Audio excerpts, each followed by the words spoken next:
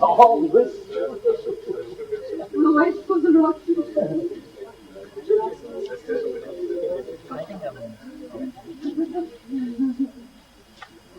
From a credit with the indestructible.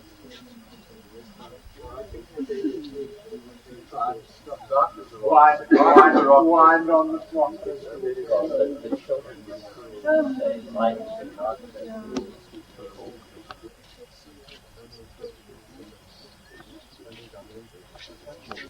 is just a determination to explore, and then a realization that nobody really knows much about this. It's like most things. People don't really know much about anything. And that it's a perfectly reasonable move to be self-reliant. And so be self-reliant and explore. And keep your mind open and your powder dry and your vote in your hip pocket. And be nobody's fool. At some point, I think in this, it was said, or I considered the possibility of another bumper sticker, the one which says, psychedelic or clueless, because it sort of seems to divide down that way. Armchair philosophizing of all varieties is pretty one-dimensional. And the fact that we have this these shamanic plants present at hand, and that they so dramatically transform reality, the whole motivation for my career is just, I cannot imagine people going from the cradle to the grave without ever finding this out. That leaves me squirming. It's like thinking about somebody never finding out about sex. But, sex rears its ugly head. I mean, few people escape. Sooner or later, salamanders remain fish-like as long as there's a river around. It's not till the river dries up, even after being fish for 40 generations, that they discover that in a crisis of dryness, they in fact sprout legs and hike into the woods. So a culture that doesn't support self-experimentation and transformation of consciousness is a culture somewhat forever infantile. And then the values that it creates for itself are infantile. So I think people should just play with a full deck. And you don't have to like psychedelics or affirm it or preach it. In fact, you're fully free to deny it, denounce it, and so forth. But the simple point is, you should know that this exists in the same way that any other part of reality is potentially worthwhile information. I mean, we live with our minds, privately, publicly. We can never take it off, rarely turn it off, always come back to it.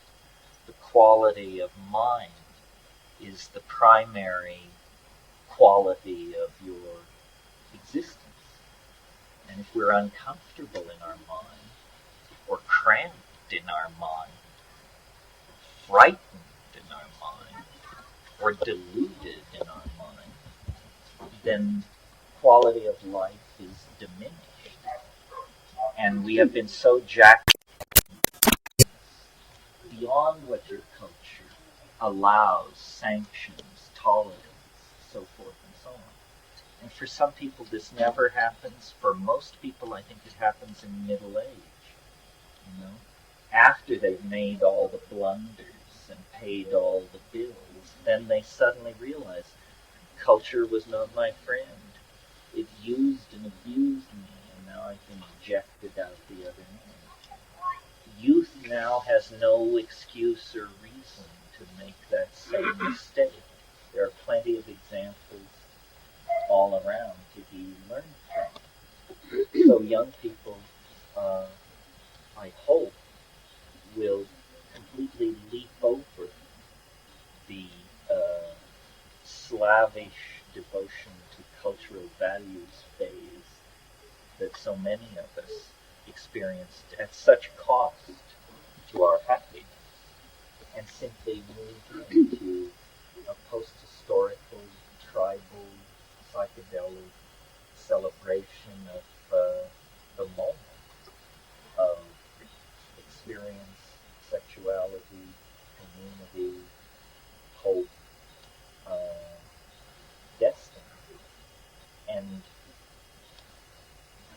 regardless of what you think of psychedelics or drugs or any of that, consciousness is got to be what the human journey through time is about. I mean, if the future does not hold more consciousness, then what kind of future could it possibly be? So, if we take ourselves and the world seriously, then the idea that there are ways to expand consciousness means there's almost a moral obligation to explore them. Otherwise, we are slipping backward. You know, if the world is not being born to transformation through consciousness, then it's dying under anesthesia. There's no in between, no equilibrium. And so to the degree that each one of us is more conscious, pays more attention, looks more deeply, feels more clearly, communicates more directly, the sum total of the enterprise of being is advanced.